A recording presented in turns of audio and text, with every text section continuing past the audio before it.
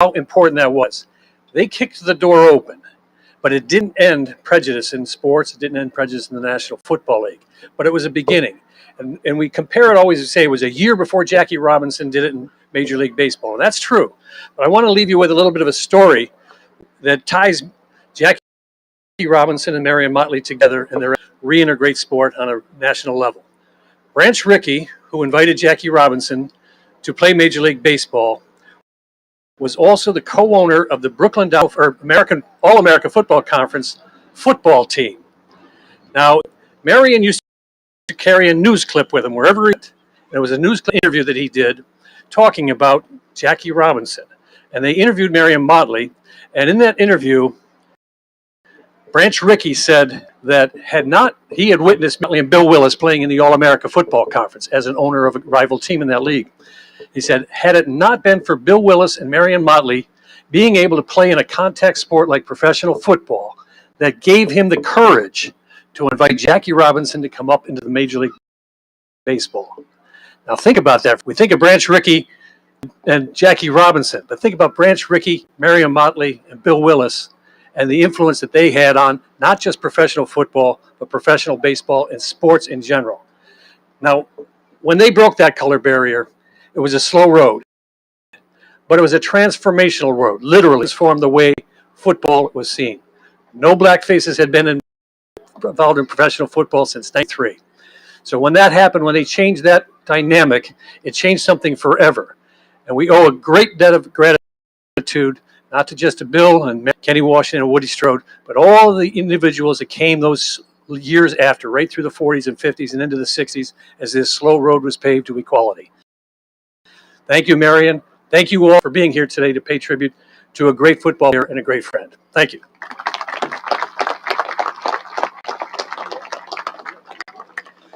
Before I introduce our next speaker, I want to acknowledge the strong contingency of the Motley family. Thank you all for coming. We really appreciate it. I want to single out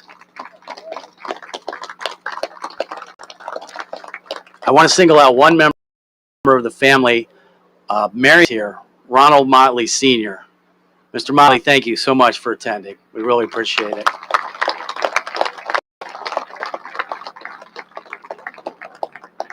Now at this time, I'd like to introduce someone else who knew Marion personally, his grandson, Joe Dose.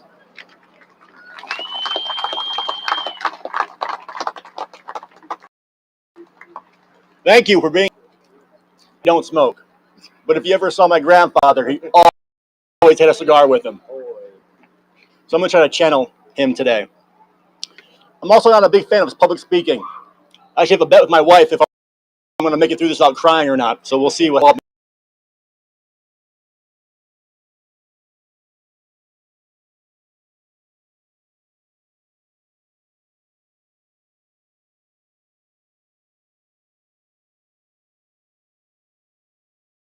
So it needs to be done. So thank you, Dave Jingo, Antonio Hall, Michael Harrison, Jill Thomas, and RJ Van Alman.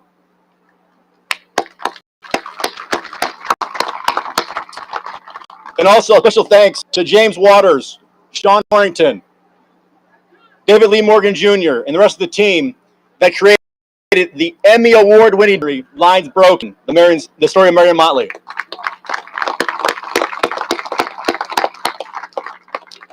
Gratitude, appreciation, humility, admiration, and gratefulness. These are the words that describe what our family has for the committee for making this happen. These are also the words that I hope and I do believe that black players of today's game had for Marion Motley. Courage, character, perseverance.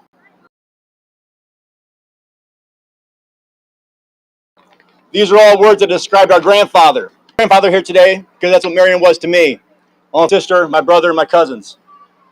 But he was so many things to so many people, which is a testament to this large family tree represented here today. He was a son, he was a brother, an uncle, a grandfather, great uncle, great grandfather, and so on and so forth. And our family is so appreciative of him being honored in this way. So I remember the first phone call that Dave and I had about this project. He called me up, introduced himself, and said he was part of the committee that wanted to put up a statue for our grandfather. I said, it's amazing. Let's do it. Our family's in. What do we need to get done? I said, do we need to start a petition? And Dave said, nope, there's no need for that. I said, do we need to talk to the city? He said, no, it's already been done. I said, do you need us to raise money? He said, it's already. I said, Dave, what do you need from us to happen? He replied, we just want your family to be part of it. I was shocked and confused, and I still kind of am. I couldn't understand why a group of people would do something so amazing, not directly tied to our family, for no benefit to themselves, other than they thought it was the right thing to do. Dave said to me, he's a hometown hero, and his story needs to be known and told. They wanted to do it because it needed to be done.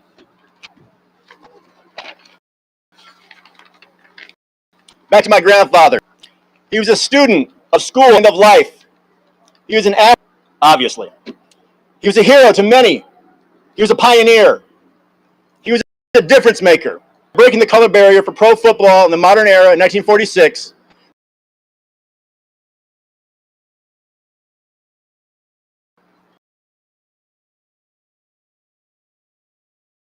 Brave men. He knew the impact he was making. When I was a kid, I'd ask him, Grandpa, did you know what you were doing? And he would say to me in his cool, calm, relaxed demeanor, yes, I did. How could he not? But I don't think he could have fully imagined the gates he opened for future black athletes. He did it as a way to provide for his family, to play the game that he loved. He did it because it needed to be done. And because he did, he's now memorialized here forever. He will welcome people into the park. He will usher in fans to the Football Hall of Fame. Football's heaven. This statue, in his memory, will welcome everybody because it needs to be done. Thank you.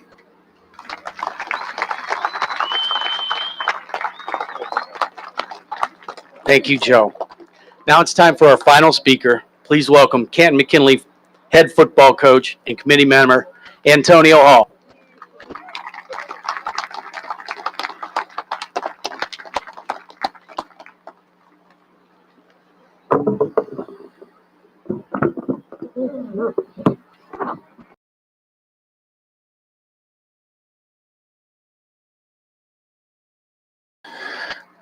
Looking back at the dominance of Marion Motley's career, it would appear as if football was relatively easy for him. 5.7 yards a carry, the highest average still in NFL history, still among the 100 greatest players of all time, Pro Football Hall of Famer, and winning 6 straight championships to start his pro career. I assure you, though impressive, his career was not easy. The conditions in which he played, tests, the picket signs, which are portrayed in the base of the statue, were not easy. Playing the game you love in a of hate is not easy. Being cleated with metal spikes and cheap shotted while nothing is being done, and still earn of your white teammates along the way is not easy. These things in marvelous and dominating fashion. So marvelous and dominating, as mentioned, it gave Branch Rickey the courage to sign Jackie Robinson in pro baseball a year later. That's what we're here to celebrate. Not Marion Motley, the football player, but Marion Motley, the man and civil rights hero. I reflect on how this thing started for me, for us, and soon we. I was in my class 2 years ago, and for the 5th year, not one of my students knew who Marion Motley was or what his legacy is. I vowed at that time that I was going to do something to educate people in this community and remember this forgotten hero. At the time, it seemed like creating a monument was impossible. but Motley's great legacy and the committee's strong relationships were able to make this thing happen. My first call was to Dave Jinger, filmmaker and media extraordinaire. I was hoping to get some content, some media content, to raise some awareness about Motley again, to get some buzz in his name going. Coincidentally, Dave tells that he's working on what is now the Emmy-winning documentary Lines Broken, highlighted Marion's breaking the color barrier and changing society by breaking the color barrier in professional sports. He also said that him and a couple other people had talked about doing something local to commemorate Motley, and those people being Jill Thomas and Mike Hairston. So we meet several times. We go all over town trying to figure out where the space is, what we want to do. And once we have that idea, our next call was to my brother Spiro Spondil, the great artist who took our vision and idea and put it on paper as what you see here today. The third call was to Doug Foltz and J.R. Rinaldi, and hoping to find a place for this to provide this site that we stay in here today. And both of them saying throughout this whole process, this is way overdue. The next call was to the late, great Rod Meadows. Rod gave his heart for this community, worked on several projects together, and Rod took our artwork and turned it into an architectural.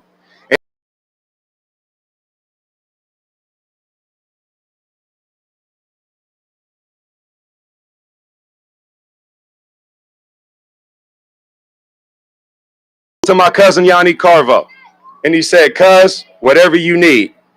So it is his company that provided the concrete.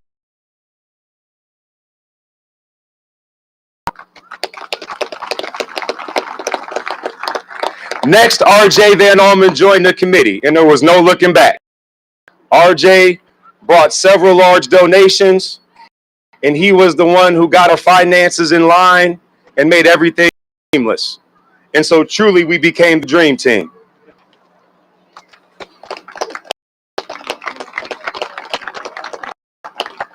A project this importance and this magnitude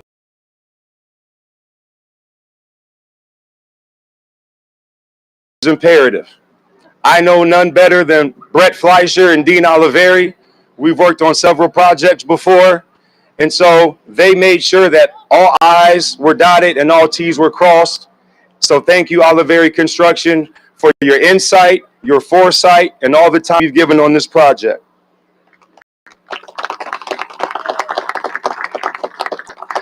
One of my mentors and lifelong coach, Tom McDaniels, called and said, "Josh wants to talk to you about some of the things you're doing around town."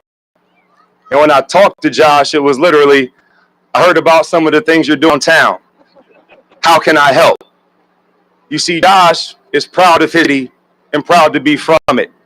Just like we're proud of Josh's legacy and the McDaniels family legacy, which is now on display on McDaniels Way.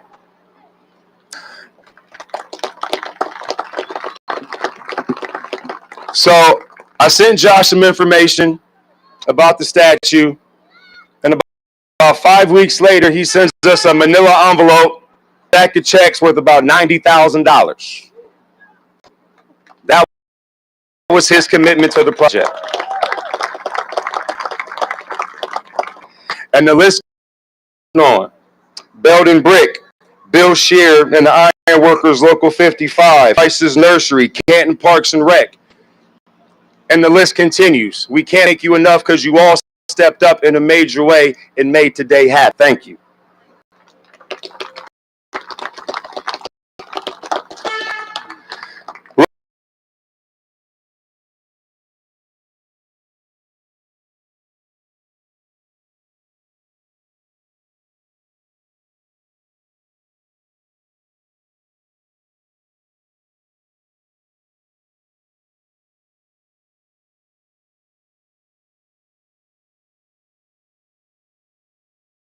What happens when your opposition is society?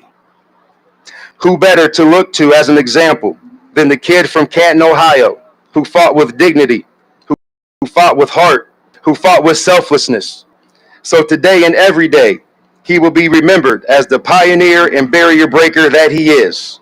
And hopefully he, Kenny Washington, Willie Strode, and Bill Lewis won't be so forgotten. Thank you.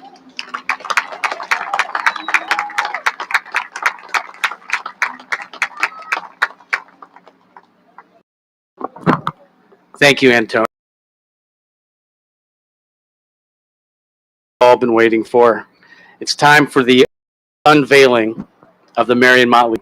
I'd like to have for the grand.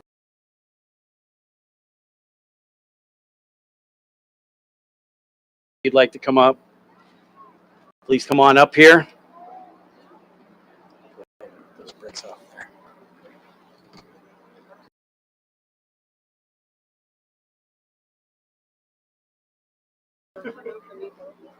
Yeah, there's one on that side. So.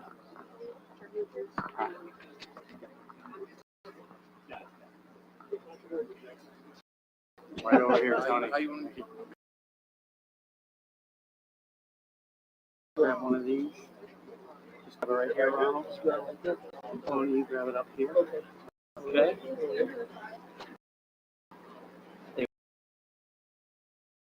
Just pull it forward. 1, 2, 3.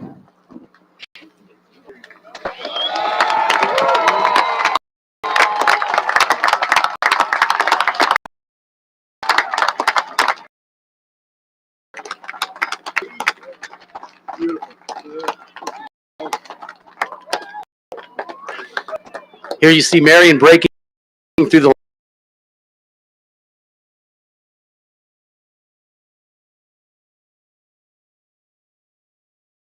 wall is 1946, the year broke the color barrier. This concludes our presentation.